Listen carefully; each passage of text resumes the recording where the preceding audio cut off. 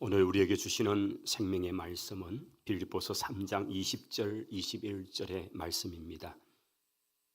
빌립보서 3장 20절 21절 우리 두 절의 말씀을 우리 함께 읽도록 하겠습니다. 20절부터입니다. 그러나 우리의 시민권은 하늘에 있는지라 거기로부터 구원하는 자 곧 주 예수 그리스도를 기다리노니 그는 만물을 자기에게 복종하게 하실 수 있는 자의 역사로 우리의 낮은 몸을 자기의 영광의 몸의 형체와 같이 변하게 하시리라. 아멘. 아멘. 할렐루야. 12월의 첫째 주일입니다.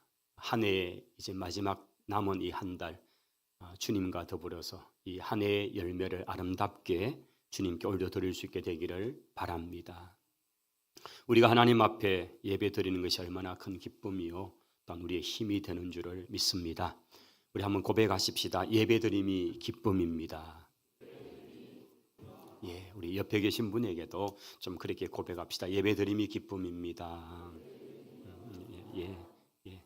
우리 함께 한 자리에서 한 공간에서 또 한 영상을 보시면서 예배를 드릴 수 있는 이것이 얼마나 큰 은혜인지 모르겠습니다. 옆에 계신 분 이렇게 함께 예배드리는 그런 믿음의 동력자다는 생각을 하면서 아마 우리가 그런 인사를 드렸습니다. 예배드림이 기쁨이죠. 뿐만 아닙니다. 예배 성공자가 되는 삶이 필요합니다. 인생의 성공은 예수 그리스도를 만나면 그 인생은 반드시 성공합니다. 왜냐하면 대단한 과업을 이루지 않아도 우리가 예수님 만남으로 영원한 생명을 누릴 수 있는 것, 이것이 가장 큰 성공이기 때문이죠. 할렐루야. 또한 우리가 예배 성공자가 되면 우리 인생의 삶이 성공합니다. 여러분 어떤 것보다도 여러분이 예배자로서 하나님 앞에 그 여러분이 우리의 예배를 하나님이 기쁘시게 받으시도록 하는 그런 예배 성공자의 삶을 꼭 살아갈 수 있기를 축원합니다. 자, 그런 마음 가지고 옆에 계신 분에게 예배 성공자가 됩시다. 고백합시다. 예배 성공자가 됩시다. 예, 할렐루야. 예, 감사합니다. 예배 성공자가 됩시다.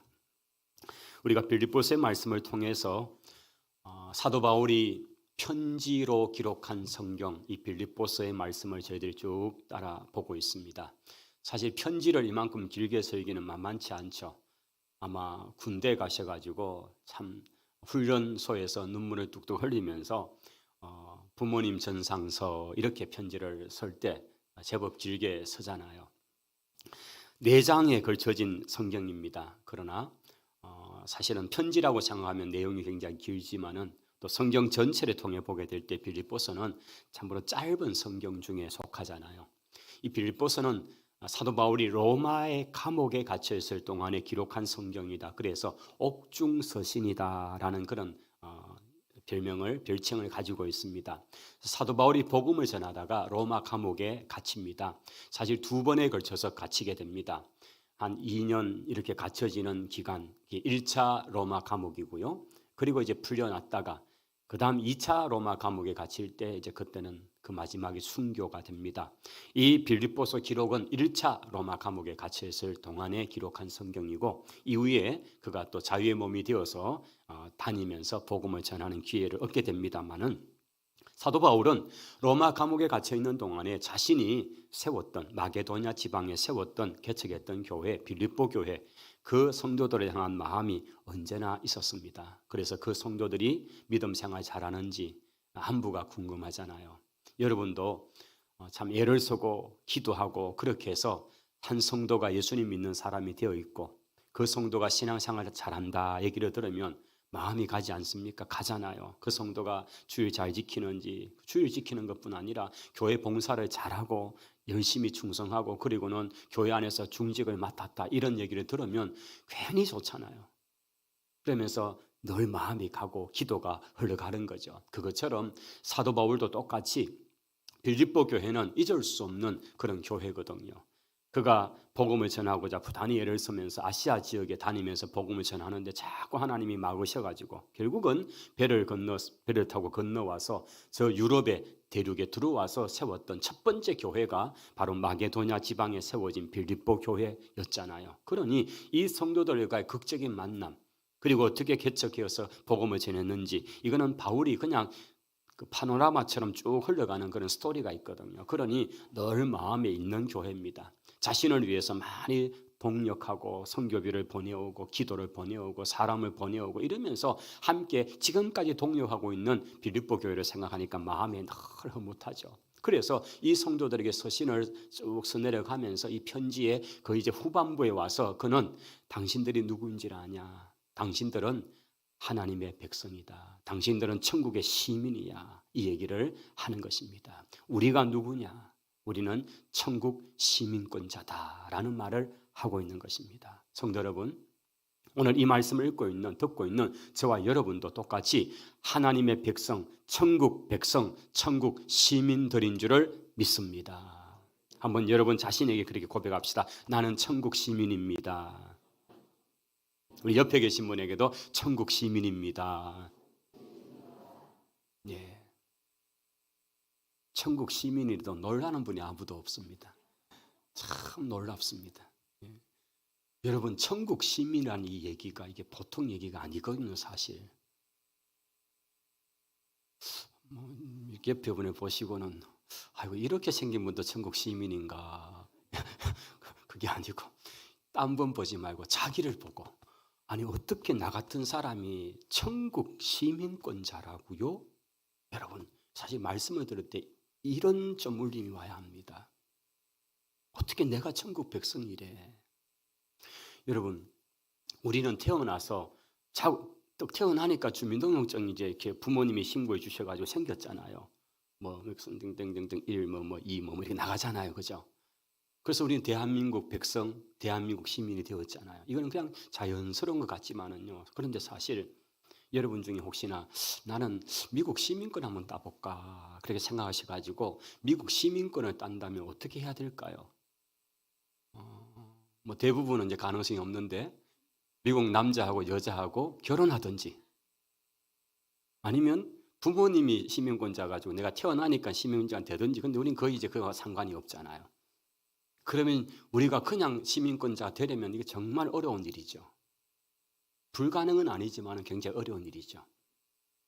사실 동남아 여러 나라들 사람들 중에도 어쨌든 영주권자가 되고 대한민국 시민권자가 되고 싶어가지고 대단히 애를 씁니다. 어떤 방법을 해보려고 합니다. 왜냐하면 혜택이 많기 때문이죠. 지금 우리가 사는 이 땅에도 대한민국 시민이 되고 싶어하는 그런 외국인이 있고요. 또 미국 시민권자가 되고 싶어가지고 하는 그런 사람도 있죠. 근데 이게 쉽지는 않죠.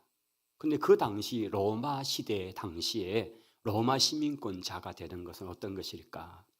바울이 이 서신을 쓸 당시 2000년 전입니다. 그때의 세계를 제패하고 있던 나라는 로마라는 나라입니다. 사실 로마는 지금도 이렇게 관광을 가거나 성지 순례를 가면 이탈리아에 있는 하나의 수도죠. 작은 도시 국가였습니다.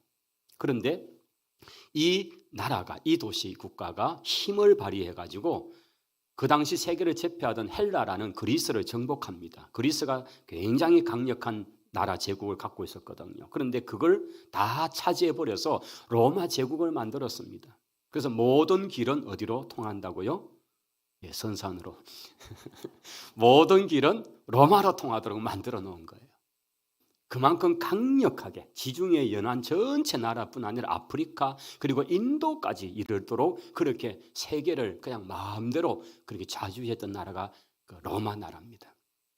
그 로마 나라는 수많은 정복 전쟁을 통해서 나라를 만들었기 때문에 그 정복한 나라의 백성들은 대부분 노예가 되는 신분입니다.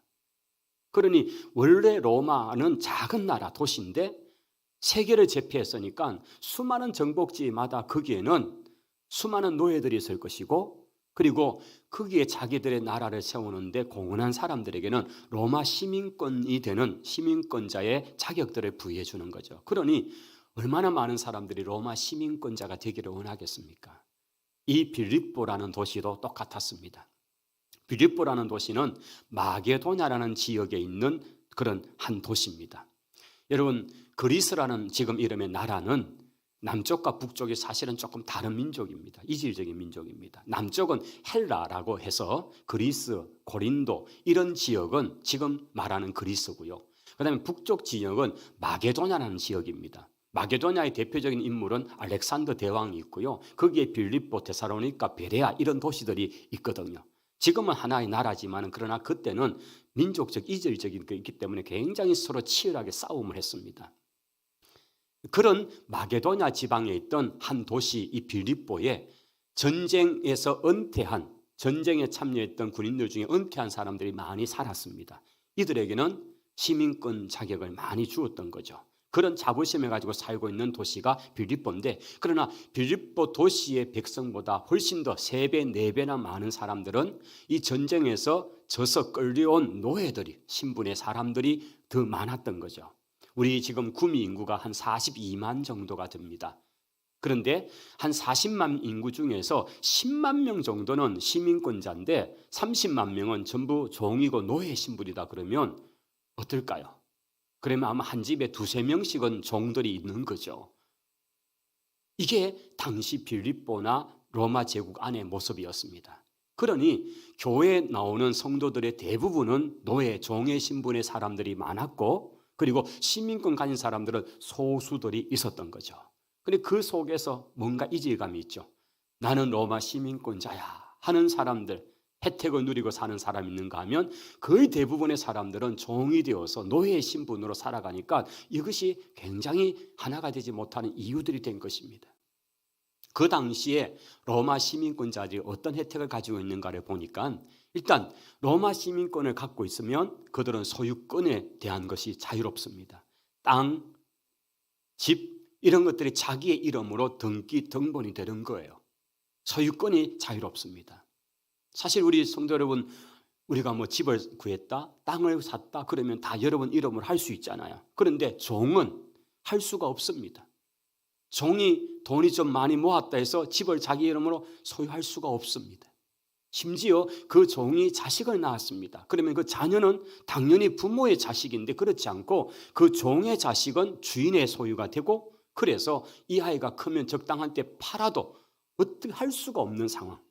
노예를 마음대로 팔던 시대니까요. 이 정도로 종의 신분은 어떤 혜택을 받을 수 없는 상황에 있었다는 거죠. 세금의 문제도 똑같습니다. 고대 사회나 지금이나 제일 힘든 것이 세금의 문제인데, 이 세금에 대해서도 이 시민권자들에게는 혜택을 주는 것입니다. 그뿐만 아닙니다. 재판의 문제에서도 로마 시민권자에게는 많은 혜택을 준 겁니다. 그래서 황제 앞에 가서 심판, 재판을 받을 수 있는 권한을 주었던 거죠. 그 대표적인 예가 바로 사도 바울이었습니다. 우리가 사도행전이라는 성경 속에 사도 바울은 그 뒷이야기들의 대부분이 그가 황제 앞에 내가 상소를 하고 황제에게 재판을 받으러 간다라는 이야기로 쭉 나타난 스토리가 중요한 사도행전의 바울의 행적 속에 나옵니다. 그가 복음을 전하다가 그냥 잡혀서 많은 폭행을 당합니다. 구타를 당합니다. 백부장, 천부장이 그렇게 한 거죠. 그런데 바울이 자기가 로마 시민권자라는 사실을 슬쩍 흘리죠.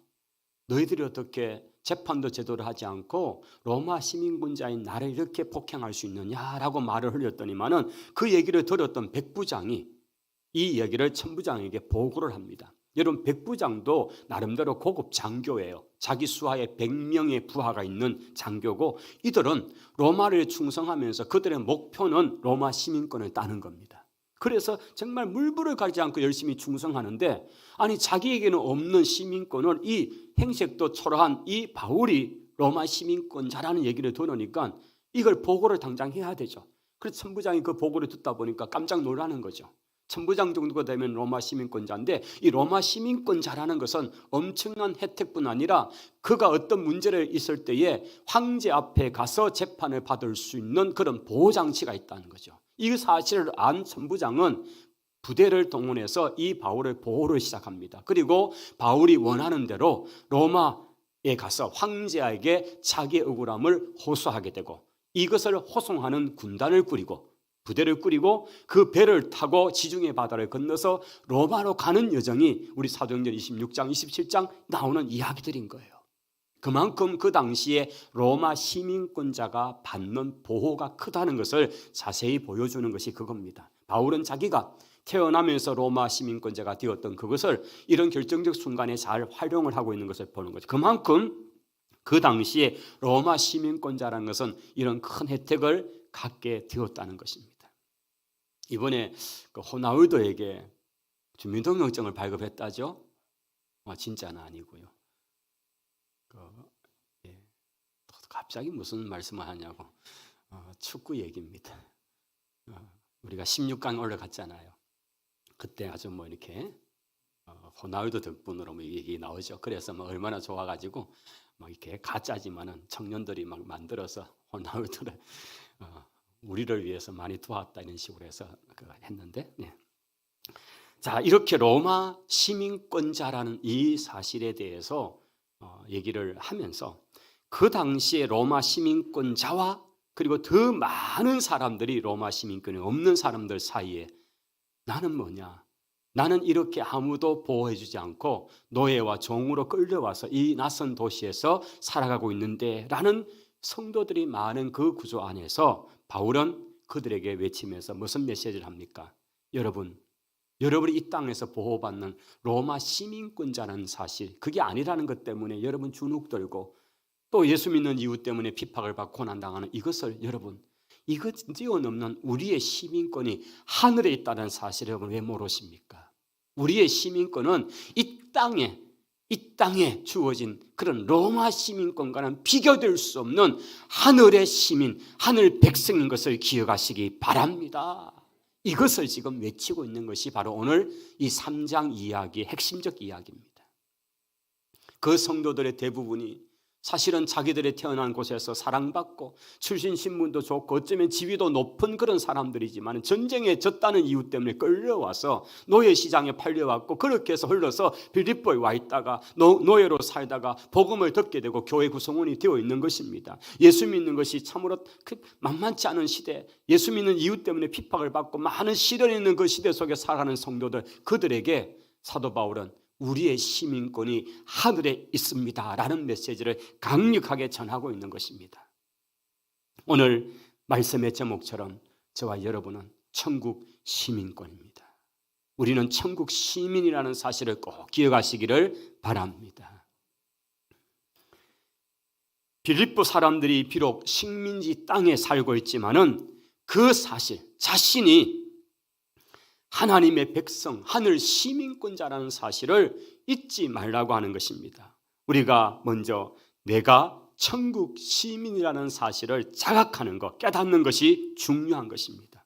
오늘 저와 여러분이 이 서신에 처음 들었던 빌립보 성도들처럼 자신들이 이 땅에 살지만은 그러나 천국의 백성, 천국의 시민권자라는 사실을 자각하는 것, 깨닫는 것, 여기에서 출발되는 것입니다. 오늘 우리들도 비록 이 땅에 살지만은 그저 우리가 누리는 것은 다른 어떤 사람들에 비해서 어쩌면 많이 작을 수도 있지만은 그러나 우리는 천국의 시민들이라는 사실을 꼭 기억하고 깨닫고 나아갈 수 있기를 축원합니다. 하나님께서는 당신의 백성 이스라엘을 광야에서부터 이끌어내실 때에 그 백성들을 보호하시고 인도하시면서 구름기둥, 불기둥으로 그들을 인도해 주셨습니다. 하나님의 특별한 은혜와 은총이 그들이 가는 그런 걸음에 함께 하셨습니다. 참으로 목마른 그들에게 샘을 터뜨려 주셨고 배고픈 그들에게 하늘의 양식 만나를 내려주신 것이 살아계신 하나님이십니다. 그처럼 하나님께서는 오늘 광야 같은 세상을 살아가는 당신의 백성들을 위해서, 당신의 자녀들을 위해서 가는 곳곳마다 샘이 솟아나게 하시고 하늘의 양식을 내려주실 줄을 믿습니다. 이렇게 보호하시는 것이 하나님 우리 아버지이십니다. 왜냐하면 우리는 하나님의 백성들이기 때문입니다. 미국에서 1900년도 중반까지만 해도요, 인권의 문제가 많이 첨예한 사회 문제였고요. 특히 노인, 흑인들의 복지에 관한 부분은 굉장히 그 사회의 큰 문제였습니다. 지금은 그래도 많이 좀 완화되었지만 흑인 또 동양 사람들 이런 것에 따른 백인과 이런 많은 갈등들이 구조가 있던 시대에 그 인권 운동을 했던 대표적인 목사님이 마틴 루터 킹이라는 목사님이죠. 그 흑인 목사님 마틴 루터 킹 목사님께서 참으로 그 흑인의 인권을 위해서 얼마나 많이 쓰면서 흑인도 중요하다, 이 메시지를 소중하다, 이 메시지를 많이 전하면서 그 운동을 해갈 때였습니다. 어느 날 거리를 청소하는 같은 흑인 청년 하나를 만나게 됩니다. 이 청년이 막 불평을 하면서 나는 백인들의 집에나 청소하려고, 백인들이 사는 동네나 청소하려고 이렇게 내가 태어난지 모르겠다면서, 내가 왜 사는지 모르겠다 이렇게 불평을 할 때에 그때 그 광경을 보고 있던 킹 목사님이 이런 말을 하잖아요. 형제, 당신이 백인들이 사는 길 한 모퉁이를 청소하고 있다, 그렇게 생각하지 마시게. 당신은 하나님이 창조하신 우주의 한 모퉁이를 설고 있다고 그렇게 생각하시게. 청년들의 생각을 바꿔놓습니다. 나는 백인들의 집이나 청소하고 백인들이 사는 동네나 청소하고 이런 인생이다 라고 여기는 것이 아니라, 나는 하나님의 백성이야. 하늘 시민으로서 하나님이 만드신 그 세상 우주의 한 모퉁이를 내가 청소하고 있다. 이것은 다른 자부심, 다른 태도로 살아가게 되는 것입니다. 오늘 여러분이 어떤 자리에 있든지 어떤 일을 하든지, 그 남들이 볼 때에 그것이 천하다 아니면 허접한 일이다 또는 귀하다, 그와 상관없이 내가 하나님의 백성으로서 그 귀한 일, 하나님 나라의 한 모퉁이를 감당한다, 이 믿음 가지고 살아갈 수 있게 되기를 바랍니다. 여기에 중요한 것은 바로 그거죠. 내가 천국 시민이라는 깨달음이 있어야 된다는 거죠. 나는 하나님의 백성입니다. 다시 한번 고백합시다. 나는 천국 시민입니다. 할렐루야. 여러분, 하늘의 시민이라는 이 확신 위에 여러분 살아갈 수 있기를 바랍니다. 그 다음은 천국 시민답게 살아가야 되는 거죠. 바울은 그리스도인들이 천국 시민임을 강조하고요, 그걸 깨달으라고 말씀하고, 그러면서 그가 눈물로 그들 앞에 호소한다고 하는 내용이 17절에 나옵니다. 내가 너에게 눈물로 호소하는데 왜 여러분들은 십자가의 원수들처럼 살아가고 있느냐, 그 말을 하고 있는 것입니다. 우리가 분명히 천국 백성이고 하늘 천국 시민들인데 살아가는 모습은 십자가 원수처럼 살아가고 있는가? 여러분, 십자가의 원수가 뭡니까? 하나님이 싫어하는 거잖아요. 주님의 대적하는 것이잖아요. 우리 주님께서 당신의 몸을 찢어서 그렇게 우리를 사시고 하나님 백성 삼았는데 참으로 십자가의 그 원리를 가지고 살아가야 되는데 왜 이 땅을 살아가는데 십자가의 원수들 같이 살아가느냐? 그러면서 성도들에게 일깨워주는 것입니다. 여러분, 우리가 천국 시민다 하면 그 천국 시민의 자부심을 가지고 자존심을 가지고 살아갈 수 있기를 바랍니다. 여러분, 우리가 살아갈 때 자존심이 있어야 되죠. 그 자부심이 있어야 되죠. 우리가 좀 사는 게 그래도 우리가 놓치지 말아야 될 것은 하나님 백성이라는 그 자존심, 이걸 버려서는 안 되는 거죠. 여러분, 자존심과 오기는 다르죠. 자존심이라는 것은 자기 기준을 스스로 높이고 자기를 잘 관리하는 태도, 이것을 자존심이라 말하는 거죠. 여러분, 우리가 좀 뭐가 물질이 좀 없다고 그렇다고 구차하게 살 건 없잖아요. 그래도 좀 뭔가 품위 있게 살아갈 수 있는 것, 자기 품위를 지켜내면 이게 자존심인 거죠. 그런데 오기는 그런 게 아니죠. 오기는요, 사실 자신에게도 솔직하지 못하고요, 자기가 싫은 것을 참지 못하는 거예요. 그래서 연세 드신 분들이 나는 자존심이 없는 줄 아냐, 그런데 가만히 보면 그게 자존심이 아니고 오기죠. 오기만 부리는 거죠. 여러분, 자존심은 자기 스스로를 그렇게 이렇게 품위 있게 지켜내는 것입니다. 아프리카의 많은 사람들이 노예 시장으로 끌려와서 그랬던 그 침략 전쟁의 시대가 있었잖아요. 얼마나 많은 아프리카 흑인들이 단지 흑인한 이유 때문에 끌려서 노예 시장에 팔려왔습니다. 그들이 배로도 여러 달, 그리고 육로로도 여러 달을 이동하고 쇠섯을 묶어놓고 이렇게 이동하니까 그 건장한 청년들이 얼마나 그렇게 힘들어합니까? 그렇게 노예 시장에 세워놓으면 그들이 그냥 퍽퍽 쓰러지죠. 그렇게 해서 그들은 그냥 이 백인들이 볼 때는 참 저 사람들 배운 게 없어서 저 사람들 저렇게 손가락질 만큼 그냥 아무렇게나 그냥 땅바닥에 흙바닥에 누워서 그렇게 있는 거죠. 왜냐하면 견딜 수 없으니까, 고통스러우니까 그런 거죠. 그런데 한 청년은 그런 상황에도 꼿꼿하게 자리에 앉아서 그렇게 허리를 고추 세우고 반드시 앉아 있는 거예요. 그 시장에 왔던 백인 중에서 한 신사가 묻습니다. 다른 이 노예들은 다 엎드려져 그냥 길바닥에 막 흙이랑 이게 막 몸이 그렇게 있는데 이 청년은 그렇지 않으니까 너는 어디서 왔냐고 그렇게 물으니까 자기는 추장의 아들이라고. 나는 그래도 나는 추장의 아들이라고. 여러분, 이게 자존심이죠. 노예가 무슨 자존심 세우겠습니까? 그런데도 자기를 지켜내면서 자기의 그걸 지켜내면서 자기가 할 수 있는 마지막 몸부림은 그래도 꼿꼿하게 허리를 고추 세우고 꼿꼿하게 자기를 지켜내는 거죠. 이런 자존심, 오늘 시대 속에서 우리 그리스도인들이 지켜야 될 자존심이 있잖아요. 여러분, 이것을 오늘 바울은 십자가의 원수들처럼 사는 게 아니라 십자가를 자랑하고 주님이 우리를 위해서 희생을 당하시고 정말 몰거리 없이 피투성이가 된 채로 자신을 찢어가면서까지 그런데 우리를 사내셨던, 그래서 우리를 하나님의 백성 삼으신 그 주님의 그 길, 이게 십자가를 사랑하는 거잖아요. 그런데 왜 빌립보 성도들아, 너희 삶이 어렵다고, 너희가 그리스도로 위해 핍박을 받는다고, 우리가 믿음의 삶을 사는데 어려움이 온다고 그걸 이렇게 십자가 원수들처럼 살아가느냐고 그렇게 그들 앞에 눈물로 호소하는 바로 그 내용들인 것이죠. 성도 여러분, 우리는 예수 그리스도 안에서 하나님의 백성된 천국 시민들입니다. 우리 삶의 기준을 스스로 높이시고 천국 시민다운 삶을 살아가는 우리 모두가 될 수 있기를 바랍니다. 바울은 이런 말씀을 하죠. 너희 몸은 너희가 하나님께로부터 받은 바 너희 가운데 계신 성령의 전인 줄을 알지 못하느냐? 너희는 너희의 것이 아니다. 값으로 산 것이 되었은즉 그런즉 너희 몸으로 하나님께 영광을 돌리라. 할렐루야. 여러분, 그리스도께서 우리를 사셔서, 이것은 그 당시 노예 제도를 잘 알고 있는 바울이 그대로 표현한 거예요. 제가 노예로 끌려와서 노예 시장에 있습니다. 저의 신분은 노예입니다. 이전에 무슨 추장의 아들이 뭐든 관계없이 이렇게 노예가 되어서 노예 시장에 끌려온 이상 이제는 나는 노예입니다. 여기서 자유될 수 있는 길은 누군가 값을 지불해서 나를 그 노예 시장에서 사주는 것입니다. 그리고 이제는 노예가 아니야, 그 문서를 찢어버리고 이제는 자유인이야 라고 해주면 그때부터 나는 자유인의 신분이 되는 것입니다. 바로 이 원리를 그대로 가져와서 그리스도께서 우리를 위하여 값으로 지불하시고 우리를 사셨다는 게 바로 그겁니다. 죄와 사탄의 노예 사였던 우리를 이제는 그 값을 지불하셔서 그 핏값을 통해서 우리를 사셔서 이제는 더 이상 죄의 노예가 아니야 라고 선언해 주시면서 하나님의 백성, 하나님의 자유인으로서 우리를 삼아주신 줄을 믿습니다. 이것을 구원이라고 말하고 구속이라는 단어로 표현하는 것입니다. 그리고 또 다른 단어는 속량, 값을 지불하다는 그런 단어가 있는 거죠.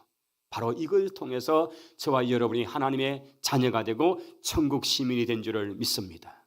이전에 우리는 지옥에 영원한 형벌을 기다리고 있던 인생이었는데 예수 그리스도를 통해서 이제는 영원한 천국의 시민 백성이 되었다. 이것이 우리의 신분의 변화인 줄을 믿습니다.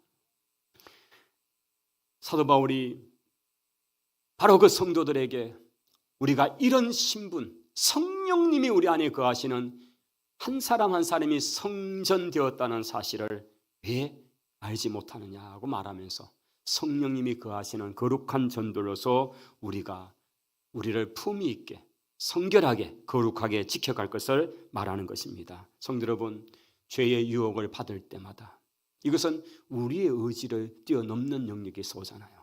내가 원치 않아도 사탄은 끊임없이 유혹을, 시험을 우리 가운데 던져 넣습니다. 그럴 때마다 나는 천국 시민이다. 내 몸은 성령님이 거하시는 전이다. 이것을 기억하고 선포하면서 이겨낼 수 있기를 축원합니다. 자, 그리고 이제 천국 시민으로서 자기 자신을 지키며 살아가는데 바울은 그리스도인들이 천국 시민이라는 사실을 강조하면서 17절에 참으로 자기 자신을 본받으라 이 표현을 하고 있는 것입니다. 17절 형제들아 너희는 함께 나를 본받으라 라고 표현합니다. 바울이 이렇게 자랑스럽게 확신 가운데 얘기하는 것은 자신이 그랬기 때문이죠. 자신은 태어날 때부터 로마 시민권을 가졌던 사람입니다. 그 혜택이 어땠겠습니까? 그 로마 시민권자가 가진 모든 그런 혜택들, 그러나 그것을 그는 마치 뱃사물처럼 여긴다고 고백하면서 자신은 하나님의 자녀, 하나님의 백성, 천국 시민 된 것에 비교하니까 로마 시민, 그 시대의 모든 사람이 원하는 그 시민권은 아무것도 아니고 심지어 뱃사물같이 여길 수 있다는 얘기를 하는 것입니다. 자신이 살아보니까, 자신이 그 은혜를 받아보니까 이런 것들은 아무것도 아니다는 것입니다. 우리가 이 땅에 살면서 이 땅에서 목표하는 것들이 있지 않습니까? 정말 이걸 내가 꼭 이루겠다. 내가 몇 살에는 이걸 내가 반드시 이루겠다. 그런데 그 목표가 이루어지고 나면 과연 행복할까? 이 땅의 목표는요, 우리에게 잠깐의 행복은 줄지 몰라도 영원한 행복을 줄 수가 없습니다. 이 땅의 목표는 영원한 목표가 될 수 없습니다. 우리가 진짜 붙들어야 될 것은 천국, 하나님의 나라인 줄을 믿습니다. 우리가 천국을 소망하며 살아가야 될 거죠. 바울은 그렇기 때문에 나를 본받으라는 표현을 하는 것입니다. 내가 이랬던 사람이 이렇게 변화되어 지금 내가 그리스도를 위해서 받는 고난에 대해서 내가 이렇게 떳떳하고 자유롭다. 내가 감옥에 있지만 내가 무슨 그것 때문에 억울해하거나 그것 때문에 막 불행해하고 그게 아니지 않냐. 나는 기쁨으로 여러분 앞에 외칠 수 있다고 그렇게 말하면서 빌립보서 전체 속에 나오는 그 분위기는 기쁨이라는 분위기잖아요. 여러분 기뻐하십시오. 내가 다시 말하는 여러분 기뻐하십시오. 그가 그렇게 외칠 수 있는 것은 당신이 만난 그리스도, 당신이 만난 그 구원의 감격, 로마의 시민권과 비교될 수 없는 하늘 시민권자의 그 영광스러움을 그는 알았기 때문입니다. 성도 여러분, 오늘 이 로마 시민권을 뛰어넘고 이 땅의 어떤 것을 뛰어넘는 바로 하늘 시민권자로서 천국 백성으로서의 그 기쁨을 가지고 살아갈 수 있기를 축원합니다. 오늘 이 17절에서 말하고 있는 그 말씀과 똑같이 고린도전서 11장에도 내가 그리스도를 본받는 자가 된 것처럼 너희는 나를 본받는 자가 되라 이렇게 말씀하고 있는 것입니다. 오늘 우리가 본받을 것은 특별히 믿음의 생활을 하면서 참으로 교회를 위해서 주님을 위해서 앞장서서 헌신하고 수고하는 우리 장로님들, 우리 권사님들 계시잖아요. 여러분 그런 모습을 보면서 야 나도 저런 장로님처럼 저런 권사님처럼 내가 주님에게 섬겨야 되겠다. 이런 귀한 마음들을 이게 오늘 나를 본받는 자가 되라 라고 하는 것처럼 앞에서 그 모습 그것을 보여주고 있는 바울의 외침인 것입니다. 우리가 함께 믿음의 생활을 하면서 우리 공동체 안에서 그런 좋은 모델들, 좋은 믿음의 우리 선배들을 잘 본받는 성도들이 될 수 있기를 바랍니다. 20절에 가보십시다. 20절로 내려가면 그러나 우리의 시민권은 하늘에 있는지라 거기로부터 구원하는 자 곧 예수 그리스도를 주 예수 그리스도를 기다린다라고 말하고 있습니다. 여러분 우리의 시민권이 하늘에 있습니다. 이제 우리가 기다리는 분은 우리의 구원자 되시는 예수 그리스도인 줄을 믿습니다. 여기에 기다린다는 이 말을 아페크테코메다라는 이 단어는 간절히 갈망한다라는 말입니다. 우리 믿음의 선배들이 고난의 시기 속에서 참으로 이 땅에서는 그냥 예배드리는 것조차 허용되지 않고 밖에 나가면 수많은 위협 속에 있을 그때에도 끝까지 믿음을 지켜내었습니다. 그리스도를 위해서 순교당하는 것도 기꺼이 감당했습니다. 그 이유는 바로 주님이 오실 것을 그들은 믿었기 때문인 것입니다. 오늘 우리들도 똑같습니다. 우리에게 분명히 두 가지일 겁니다. 우리가 이 땅에 살아있는 동안에 주님이 오신다면 우리는 살아서 주 예수 그리스도의 재림을 목격하게 될 것입니다. 그러나 우리가 살아있는 생전이 아니라 우리 생애 그 뒤에 주님이 오신다면 저와 여러분은 죽음을 통과해서 하나님께로 나아가게 될 것입니다. 우리는 어쨌든 하나님 배웠고 주님을 배우게 될 날이 분명히 있다는 사실입니다. 우리는 이 믿음을 가져야 합니다. 주님을 다시 만날 때가 있다. 오늘 이 기다린다고 하는 이 말, 간절히 주님이 다시 오심을 갈망한다는 이 단어인 것입니다. 오늘 우리가 이 땅에 살아가는 그 세월 인생은 그저 100년쯤 될 겁니다. 여러분 이 100년의 생애가 길다 짧다고 말하지만은요 하나님의 영원한 세계 속에서 보게 되면 이 삶은 정말 손톱만큼도 되지 않습니다. 하나님의 영원한 세계 속에 비하면 우리가 사는 100년은 정말 아무것도 아닌 손 한 가닥마디도 되지 않습니다. 그러면 오늘 이 땅에서 우리가 준비하는 그것은 모든 인생에게 차이되게 될 것은 그 영혼의 세계로 들어가게 될 건데 이 죽음을 통과하며 영혼의 세계로 들어가게 될 건데 두 가지로 가잖아요. 두 갈래 길로 가게 되죠. 예수 그리스도를 믿고 이 땅에서 천국 시민임을 확인하고 확신 가운데 살아가는 사람에게는 영원한 생명, 천국에서의 영원한 생명이 기다리고 있는 줄을 믿습니다. 영생을 소유하고 영원한 나라에 들어가서 주님과 더불어 살 것입니다. 그런데 그렇지 않는 사람이라면 그들에게도 영원히 기다리는데 그 영원은 영원한 멸망이요 영원한 심판이 기다리고 있을 뿐이라고 성경은 말합니다. 여러분 우리 일생 100년 이거 지나면 끝이 아닙니다.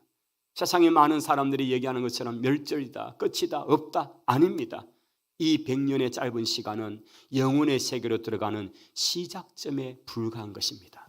그렇기 때문에 믿음의 준비를 하고 우리가 이 땅에 사는 동안에 천국 시민, 천국 백성임을 확신하는 것이 얼마나 중요한지 모릅니다.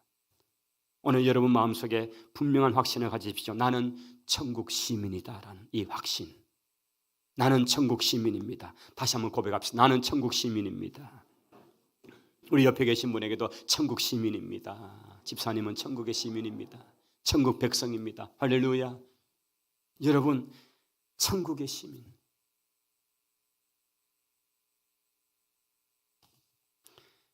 하나님의 백성들의 삶의 목표는 이 땅이 아닙니다. 우리의 목표는 하나님 나라에 있습니다. 그래서 요한계시록의 마지막 22장 20절 성경의 마지막 대단원을 마감할 때에 이런 말로 끝이 납니다. 이것들을 정언하신 이가 이르시되 내가 진실로 속히 오리라. 아멘 주 예수여 오시옵소서. 아멘 주 예수여 오시옵소서. 이것이 마라나타라는 단어입니다. 초대교회 성도들은 만나면 마라나타, 헤어질 때도 마라나타. 그들이 주 예수님이 속히 오실 것을 고백하면서 그것이 그들의 인사가 되었습니다. 그들의 일상이 되었습니다. 그들이 고난 속에 있지만은 그 고난을 이겨낼 수 있었던 것은 바로 마라나타, 주 예수님이 속히 오실 것을 기다리는 신앙 때문이었습니다. 일제의 압제 속에 있던 성도들이, 공산 정권 아래에 있던 북한의 성도들이 끝까지 붙들었던 메시지는 바로 주님이 다시 오신 것이라는 이 믿음 때문이었습니다. 그래서 그 고진 고난의 시간들을 이겨내면서 심지어 죽음이 그 앞에 오고 순교의 자리로 들어갈 때도 끝까지 그들이 부르짖었던 것은 마라나타의 신앙, 주 예수님이 다시 오실 것을 믿는 신앙이었습니다. 오늘 저와 여러분에게 회복되어야 될 신앙이 바로 이 마라나타, 천국 시민이기 때문에 그 천국에 들어갈 것이고 그 천국에서 우리를 데리러 오시는 주님을 맞을 이 마라나타의 신앙이 오늘 우리의 신앙이 되기를 축원합니다. 이 땅에 믿음으로 산다는 것이 얼마나 불편하기도 하고 어렵기도 하고 힘들지 않습니까? 그런데 분명히 기억하십시다. 주님은 우리를 데리러 다시 이 땅에 오십니다. 이 마라나타의 신앙, 주 예수여 오시옵소서. 여러분 이 고백 속에서 성도들은 그 환난의 시간들을 이겨내었고 지난 2000년 동안 교회는 이 신앙 붙들고 살아왔던 것입니다. 성도 여러분, 예나 지금이나 교회 공동체에는 복음이 아닌 다른 가르침을 가지고 공동체를 깨뜨리려는 시도가 계속되고 있습니다. 신약 성경 속에 이미 나타난 그런 거짓 교사들이 들어와서 말세 마지막 때는 더 많이 일어날 것을 예언하셨는데 몇 주 전이었죠. 참 제가 받은 사진을 보고 참 놀랐습니다. TV에도 나왔습니다마는 대구 월드컵 경기장에 10만 명이나 되는 신천지 일당들이 모여서 행사를 하는 사진을 그날 제가 오후에 받았습니다. 그 스타디움 안에 그냥 전체 마당 안에 운동장 안에까지 스탠드뿐 아니라 운동장 안에까지 전국 각처에서 모여들은 신천지들이 자기 무슨 집합이라고 하면서 옷을 다 입고 그렇게 해서 찍어놓은 그 사진이 이게 그냥 이게 지금 우리 현실입니다. 코로나 상황 속에서 우리 일반 정상적 교회들은 오히려 더 침체되고 있는 시기에 그들은 더 적극적으로 나서 포교하고요. 자기들이 진짜라고 외치고 이제는 대놓고 교회 앞에서 막 피켓 들고 전도하면서 그렇게 하고 있는 이런 상황입니다. 말세에 거짓 교사들이 더 강력하게 일어나고 있는 이런 때에 오히려 교회는 잠잠하고 있지 않는가. 여러분 이런 상황 속에서 바른 가르침이 얼마나 소중한 것인지 우리는 다시금 생각하게 됩니다. 교회 공동체에서 가르치는 성경의 바른 해석과 바른 가르침을 받아들이고 이 땅이 아니라 완성될 하나님 나라를 소망하며 더욱 믿음으로 달려가는 우리 성도 모두가 될 수 있기를 바랍니다. 오늘 특별히 사가족 수료식 하는데 사실 새신자들이 아니에요. 우리 여기 앉아 계시는 분들은 이미 신앙생활을 하셨고 이런저런 이유 때문에 우리 교회로 오셨어요. 그러면서 새로운 멤버십이죠. 새 가족이에요. 같은 믿음의 공동체 안에 한 패밀리가 되는 그 의미죠. 그래서 우리는 새가족이라는 개념을 가지고 있죠. 새신자 교육이 아니에요.